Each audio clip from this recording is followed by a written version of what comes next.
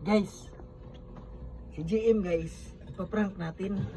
Kasi guys, itong mga bata na to guys, ang cellphone guys, iniiwan doon sa banyo. Ngayon, ipaprank natin siya. Mamaya, hahanapan natin siya ng cellphone. Tapos, tatanungin natin siya kung saan niya nilagay yung cellphone. Tingnan natin kung anong reaksyon niya. Kasi, ang mga bata na to, lagay lang ng lagay ng kanilang mga cellphone doon sa kahit saan. Kaya, ipaprank natin siya. Anong reaksyon niya? Kunwari, magagalit kami. Mapagalitan. Tingnan natin kung anong reaksyon niya. Okay guys ha. Nandito lang yung cellphone. Nakita namin, binigay sa akin. Kasi nakita doon sa banyo, iniwan niya. Kaya, ipaprank natin. Tatago natin yung cellphone. Hindi niya alam.